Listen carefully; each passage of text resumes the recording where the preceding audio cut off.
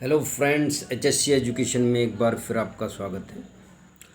और आज जो मैं ये वीडियो बना रहा हूँ, ये मैं कुछ अपनी तरफ से स्पेशल उन स्टूडेंट्स के लिए बना रहा हूँ जो कैरियर्स को लेकर, जो फ्यूचर को लेकर, जो अपने भविष्य को लेकर, जो अपने आने वाले समय को लेकर चिंतित रहते हैं। तो मेरे भाई जो स्टूडेंट्स हैं, Vadar it is studying 10th और 10th+2, चाहे आप 10वीं कर रहे हैं या 12वीं कर रहे हैं या आपने ग्रेजुएशन कर लिया है या आप BSc MSc या कोई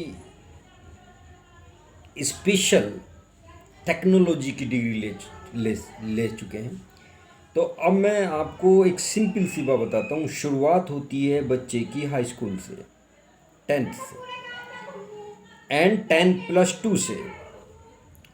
तो जो बच्चे हाई स्कूल कर चुके हैं और 10+2 कर चुके हैं यानी 12th कर चुके हैं, उसके बाद वो अपना फ्यूचर डिसाइड करते हैं कि मुझे किस क्षेत्र में जाना है, किस फील्ड में जाना है।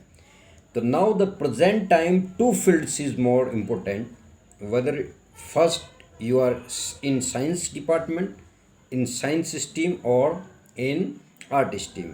आपने साइंस लिया है, आपने आर्ट्स लिया है, आपने कॉमर्स लिया है, क्या सब्जेक्ट्स आपके पास हैं 12th में। जब आप 10+2 कर लेते हैं तो उसके बाद आपको डिसाइड करना है कि आपको क्या करना है। लेकिन मैं जो गाइड कर रहा हूँ, मैं कर रहा हूँ आपको 10th से ही।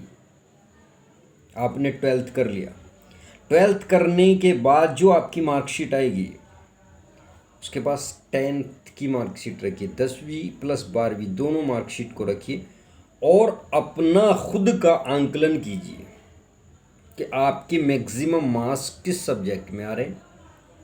एक बात। सेकंड पॉइंट, आपका इंटरेस्ट किस में है इस सब्जेक्ट्स में से, दो बात।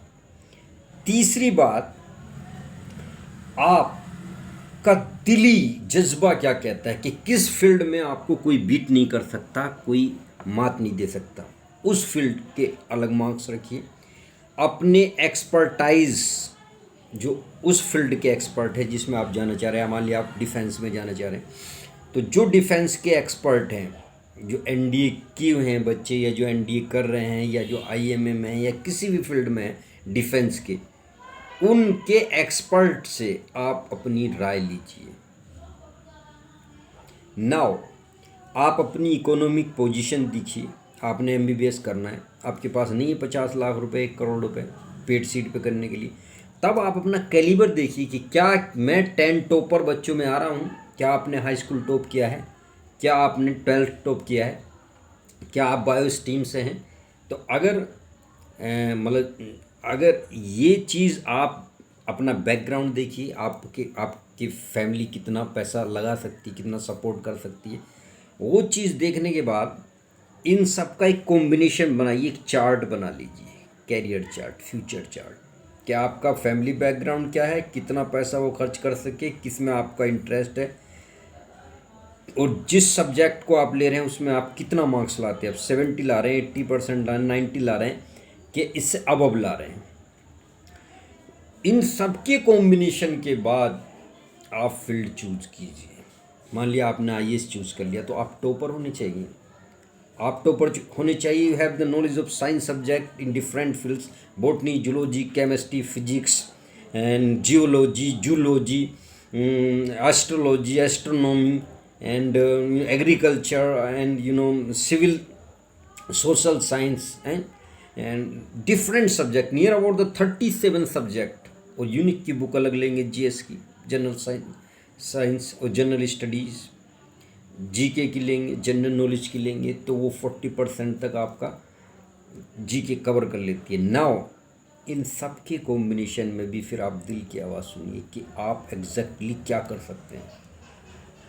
आप अपनी फैमिली को रजामंद कीजिए उस काम के लिए कि मैं ये बेस्ट कर सकता हूँ, इसमें अच्छा रिजल्ट ला सकता हूँ। 10वीं से लेके अब तक मेरा इस फील्ड में ज़्यादा अच्छा इंटरेस्ट है। आप स्पोर्टमैन बहुत अच्छे हैं, क्योंकि गांव की जो लोकेशंस है या थोड़ा कस्बे साइड में उतने स्पोर्ट्स में और ये एक्टिंग है, डांसिंग है, सिंगिंग, इस फील्ड में नहीं निकलते बच्चे। थोड़ा सा जो बड़ी सिटी महानगर हैं उनमें ज़्यादा निकलते, लेकिन इन सबके नीचे की डेप्थ में भी जाइए तो बाय बर्थ आपके अंदर क्या टैलेंट है। मेरे सारी बातों का एक ही निचोड़ है, बाय बर्थ जो आपके अंदर टैलेंट है, जिसमें आपको कोई बीट ना कर रहा हो, 12, 15, 20 साल के अपने कैरियर में, फ्यूचर में कोई आपको उस फील्ड में बीट ना कर रहा हो, या आप 10 टॉप या 5 जो टॉपर लिस्ट है उसमें आ रहे हैं, तो वो फील्ड आप एज ए कैरियर चुनिए। उसमें आपको नाम मिलेगा, सम्मान मिलेगा, पैसा मिलेगा, सब चीज़ मिलेगा। आप कहते हैं कि जी मैं ढोलक बजा लूँ, हारमोनियम आता नहीं, बांसुरी बजा लूँ, गिटार नहीं आता। No, you become the specialist of any field, then you get money with respect. आपको पैसा भी मिलेगा, आपको सम्मान भी मिलेगा, दोनों चीज़ मिलेंगी। बट जब आप इनकम्प्लीट होते हैं, आपको नॉलेज नहीं होती, कम नॉलेज होती है, या आप उस फील्ड के मास्टर नहीं है। दूसरी बात, इस बात को यहीं रोक के ऑब्जेक्शन करूँगा।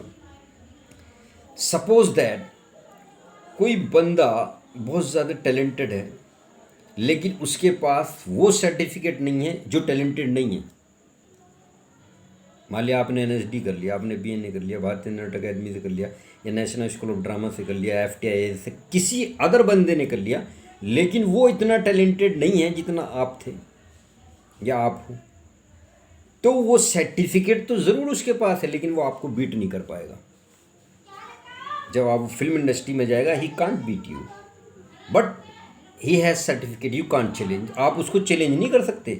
लेकिन देखिए, आप शाहरुख खान को देख लीजिए, कौन सी डिग्री है उनके पास? एक्टिंग की कोई डिग्री नहीं है, आई थिंक। ना वो NSD है, ना वो BNA है, ना FTIA है। सारे NSD BNA उनके पीछे काम करते हैं।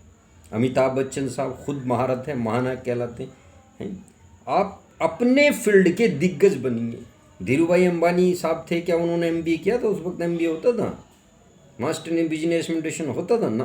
कुछ नहीं होता था ना। वो थे, हाई स्कूल थे, ओमान में पेट्रोल पंप पे वर्क कर रहे थे, लेकिन लगन, पैशन, जुनून उनके जड़ में ही बिजनेस था।